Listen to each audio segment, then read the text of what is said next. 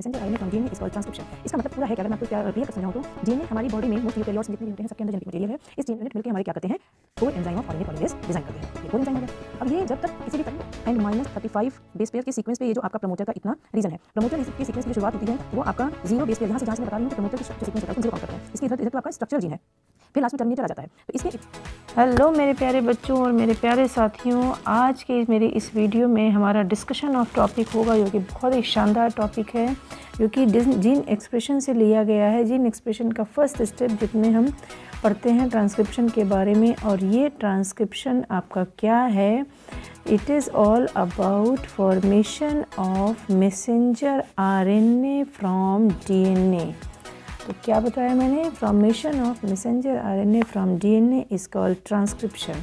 इसका मतलब पूरा है कि अगर मैं आपको क्लियर कट समझाऊं तो डीएनए हमारी बॉडी में मोस्ट यूकैरियोट्स में जितने भी होते हैं सबके अंदर जेनेटिक मटेरियल है। इस डीएनए के अंदर इंफॉर्मेशन होती है किस फॉर्म में, ATGC, जो कि हमारा क्या है, नाइट्रोजनस बेस है। और इसी इंफॉर्मेशन को एक पर्टिकुलर सीक्वेंस में अरेंज किया गया है डीएनए के अंदर। इसी इंफॉर्मेशन को हम प्रोटीन प्रोडक्ट बनाने में यूज़ करते हैं।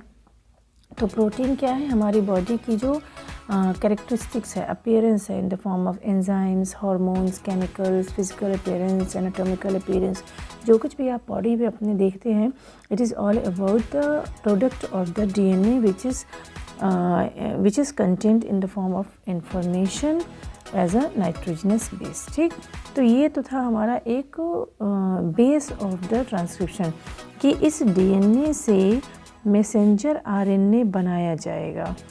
अच्छा, तो ये मैसेंजर आरएनए आपका डीएनए से जो बनेगा, तो आप रिलेट कर सकते हैं डीएनए के अंदर ATG और C इंफॉर्मेशन थी, ठीक है, nitrogenous base. Messenger RNA as it is इसकी इन्फॉर्मेशन को अपने पास ट्रांसक्राइब कर देगा, तो एज इट इज़ होगा। तो वहाँ पे लेकिन एक चेंज आएगा, आरएनए की वजह से T रिप्लेस हो जाएगा U से, तो U हो जाएगा, A हो जाएगा, G एंड C। तो देखिए रेस्ट 3 इन्फॉर्मेशन आपकी जो है वो सेम है, लेकिन adenine is replaced by uracil in case of RNA. So this is all about the coding of the information which is contained in DNA.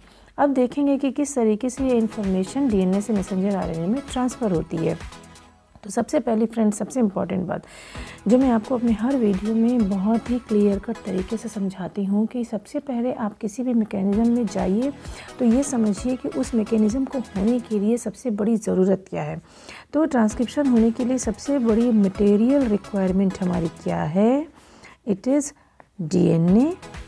DNA की need होगी जिसको हम कॉपी करेंगे, और वो कॉपी करने में जो हेल्प करेगा वो करेगा कौन, वो करेगा हमारा दूसरा main component, that is RNA polymerase and enzyme. सिर्फ इन 2 चीज़ों की ज़रूरत है बस, और पूरी की पूरी हमारी प्रोसेस क्या होगी, प्रोसीड करेगी। तो ये आरएनए पॉलीमरेज एंजाइम जो है, ये आरएनए पॉलीमरेज डीएनए के साथ मिलके पूरा का पूरा मैकेनिज़्म को फॉलोअप करेगा। तो सबसे पहले हमको ये समझना है कि अब ये आरएनए पॉलीमरेज कैसा एंजाइम है। तो ये आरएनए पॉलीमरेज 5 सब यूनिट्स का बना हुआ एक कोर एंजाइम है। ये कोर एंजाइम अभी फंक्शनल नहीं है, जब तक इसके साथ कोई भी फैक्टर नहीं जुड़ेगा ये कोर एंजाइम फंक्शनल नहीं होगा। तो इनके 5 सब यूनिट्स कौन कौन से हैं, 2 अल्फ़ा यूनिट्स होगा, beta units, beta dash unit, sorry ये यूनिट होंगे, एंड ओमेगा। ठीक है, तो ये 5 सब यूनिट मिलके हमारे क्या करते हैं, core enzyme of RNA polymerase design करते हैं। ये कोर एंजाइम हो गया। अब ये जब तक किसी भी फैक्टर के साथ अटैच नहीं होगा ये इनएक्टिव है। तो इसको फैक्टर के साथ अटैच होने के लिए 2 फैक्टर की रिक्वायरमेंट है। पहला होगा हमारा सिग्मा फैक्टर और दूसरा होगा रो फैक्टर। ये दोनों फैक्टर हमारे आरएनए पॉलीमरेज को हेल्प करेंगे पूरे ट्रांसक्रिप्शन को करने में। यहाँ तक क्लियर है बात? क्लियर है बिल्कुल। मैंने क्या बताया, 2 कंपोनेंट चाहिए, डीएनए और आरएनए पॉलीमरेज। बिल्कुल मैं फ्रेंड्स बहुत ही स्टेप वाइज आपको प्रोसेस समझा रही हूँ ताकि आपको किसी भी तरीके का स्ट्रगल ना करना पड़े कंसेप्ट को समझने में। बस थोड़ा सा ध्यान दीजिए और वीडियो को अंत तक देखिए, समझिए कि किस तरीके से स्टेप वाइज मैकेनिज़्म हो रही है। अब देखिए, हम आते हैं अपने दूसरे मेन कंपोनेंट्स पे, दैट इज़ डीएनए। अब डीएनए क्या है तो आप सब लोग जानते हैं, मैंने अपनी पुरानी वीडियो में भी डिस्कस कर रखा है कि डीएनए हमारा क्या है, एक डबल हेलिकल स्ट्रक्चर है जिसको मैंने यहाँ पे ओपन चेन बना के रखा है। ये कॉइल्ड नहीं है, ये अनकॉइल्ड स्टेटस में है, ठीक है।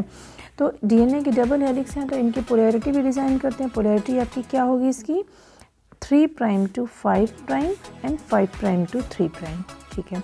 अब इसके अंदर जो भी इंफॉर्मेशन होगी उसी इंफॉर्मेशन को यहाँ मैसेंजर आरएनए के रूप में ट्रांसक्राइब किया जाएगा।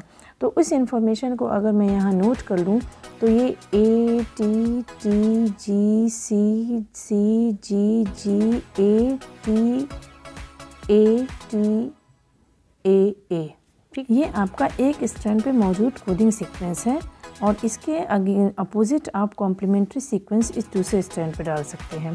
तो हम डालते हैं T A A C G G C G T A T A T T, yes, ये हो गया, ठीक है। आइए, यहाँ तक तो बात डन है। अब आपको क्या करना है, देखिए, अब आपको इस आरएनए पॉलीमरेज को यहाँ बाइंड कराना है, ठीक है। तो अब इस डीएनए को आप कहाँ बाइंड कराएंगे, कोई एक एरिया होगा, कोई एक पॉइंट होगा। तो इसको समझने के लिए सबसे पहले हम इस डीएनए के ट्रांसक्रिप्शनल यूनिट को डिस्कस करते हैं यहाँ। तो डीएनए का जो ट्रांसक्रिप्शनल यूनिट होता है वो हमारा 3 पार्ट में बटा होता है। पहला promoter region, promoter part, second structural part, ये स्ट्रक्चरल पार्ट ही आपका प्रोटीन बनाएगा, यही ट्रांसक्राइब होगा। थर्ड है हमारा टर्मिनेटर पार्ट, टर्मिनेटर पार्ट, ठीक है। अब क्या करना है फ्रेंड्स, अब आपको ये समझना है कि हम आरएनए पॉलीमरेज को यहाँ पे प्रमोटर रीजन पे बाइंड कराएंगे तो ये यहीं बाइंड करेगा, आरएनए पॉलीमरेज या आरएनए पी भी इसको कहते हैं। अब ये इस पे बाइंड करेगा और यहाँ तक पहुँचेगा स्ट्रक्चरल पार्ट तक, और टर्मिनेटर रीजन पे ये आके क्या हो जाएगा, हमारी टर्मिनेट हो जाएगी प्रोसेस। तो यहाँ पे हमारा इनिशिएट हो रहा है, यहाँ पे हमारा एलोंगेट हो रहा है और यहाँ पे हमारा टर्मिनेट हो रहा है। तो यहाँ भी वही चीज़ है कि पूरे डीएनए ट्रांसक्रिप्शन की प्रोसेस 3 स्टेप में होने वाली है, इनिशिएशन, एलोंगेशन एंड टर्मिनेशन। तो इसमें इनिशिएशन का काम आपका कौन कर रहा है, आरएनए पॉलीमरेज, लेकिन किसके साथ मिलके, जब ये सिग्मा फैक्टर के साथ मिलेगा तब ये इनिशिएशन कराएगा।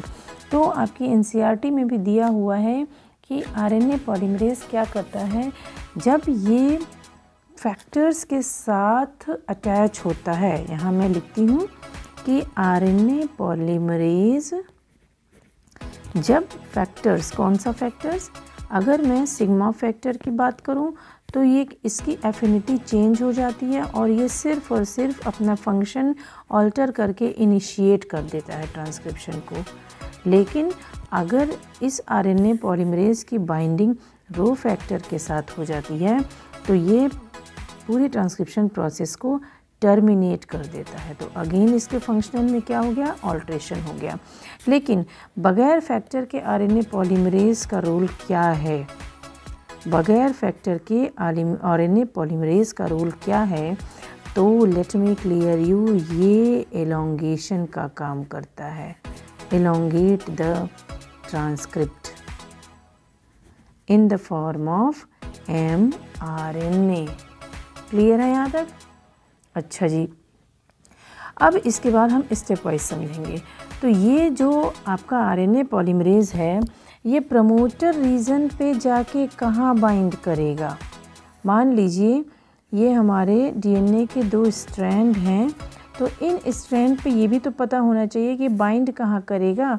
तो उसके लिए हमको ये समझना होगा कि ये जो आरएनए पॉलीमरेज है ये प्रमोटर रीजन पे बाइंड करेगा लेकिन कहाँ पे, अगर प्रोकैरियोट की बात करूँ, प्रोकैरियोट में तो ये बाइंड करेगा 3 prime to 5 prime DNA strand के -10 एंड -35 बेस पेयर के सीक्वेंस पे। ये जो आपका प्रमोटर का इतना रीज़न है, प्रमोटर के सीक्वेंस की जो शुरुआत होती है वो आपका 0 बेस पेयर, यहाँ से जहाँ से मैं बता रही हूँ कि प्रमोटर की जो सीक्वेंस होता है उसको हम 0 काउंट करते हैं। इसके इधर तो आपका स्ट्रक्चरल जीन है, फिर लास्ट में टर्मिनेटर आ जाता है। तो इसके इधर तो आपका जो बेस पेयर की काउंटिंग होती है ये अप स्ट्रीम होती है, ठीक है। इधर आपका डाउन स्ट्रीम होगा। तो अप स्ट्रीम में एक जो आपका आरएनए पॉलीमरेज का बाइंडिंग साइट होगा -10 पे होगा, दूसरा -35 पे होगा। तो जो -10 पे होता है इसको हम कहते हैं टाटा बॉक्स या प्रिब्नो बॉक्स। प्रिब्नो बॉक्स ये आपका एटी रिच रीजन होते हैं। अच्छा, यहाँ भी एटी रिच रीजन आ गया। भाई ये बात तो क्लियर है कि आरएनए पॉलीमरेज हो या डीएनए पॉलीमरेज हो, एंजाइम वहीं कैपेबल हैं डीएनए के डबल हेलिक्स को तोड़ने के लिए जो एटी रिच रीजन होता है। क्यों? क्योंकि जीसी में ट्रिपल बॉन्ड होता है and it is much easier to break double hydrogen bond than triple hydrogen bond. So ये दोनों जो एंजाइम्स हैं, मेजर एंजाइम्स हैं जो रेप्लिकेशन और ट्रांसक्रिप्शन में पार्टिसिपेट करते हैं, ये हमेशा एटी रिच रीजन पे ही अटैक करते हैं, क्योंकि वहाँ से डीएनए के डबल हेलिक्स को अनवाइंड करना बहुत ही ईजी होता है। तो ये -10 और -35 पे इनका मौजूद होता है सीक्वेंस। अब ये जो 3 प्राइम टू 5 प्राइम है, इसको हम फ्रेंड्स क्या कहते हैं? इसको हम कहते हैं टेम्पलेट स्ट्रैंड। टेम्पलेट स्ट्रैंड, ठीक, या non coding strand. Non coding strand इसके अगेंस्ट जो हमारा 5 प्राइम टू 3 प्राइम है, इसको हम कहेंगे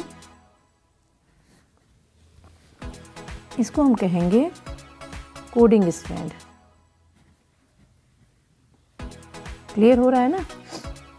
हमने 3 प्राइम टू 5 प्राइम को बोला टेम्पलेट स्ट्रैंड या नॉन कोडिंग स्ट्रैंड, और 5 प्राइम टू 3 प्राइम को कोडिंग स्ट्रैंड। अच्छा, इस बात में बड़ा डाउट है कि इसको कोडिंग, इसको नॉन कोडिंग। देखिए, अब समझने वाली बात क्या है कि जो आपका 3 प्राइम टू 5 प्राइम है, इसी को बेस बनाया जाएगा। ये बेस टेम्पलेट यही होगा, यानी कि आरएनए पॉलीमरेज इसी स्ट्रैंड पे आके बाइंड करेगा। अगर मैं इसको -10 पोजीशन पे यहाँ पे आके मैंने आरएनए पॉलीमरेज बाइंड करा दिया, ठीक है, this will be RNA polymerase.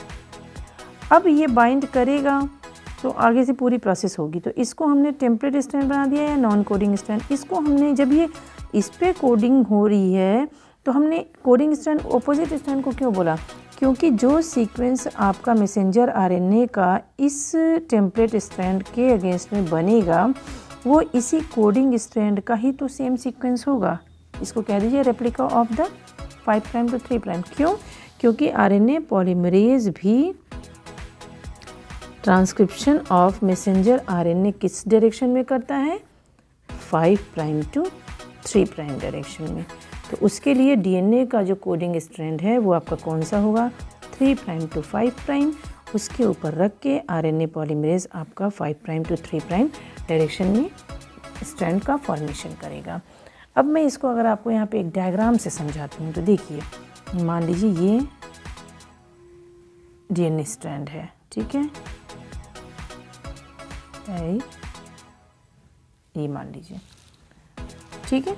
अब इसके बाद इसने क्या किया, यहाँ पे आरएनए पॉलीमरेज बाइंड करेगा। तो मैंने डीएनए को बीच से खोल दिया, ठीक, ये लाइक दिस, ठीक। यहाँ पे आरएनए पॉलीमरेज आपका बाइंड कर गया, आरएनए पी पॉलीमरेज।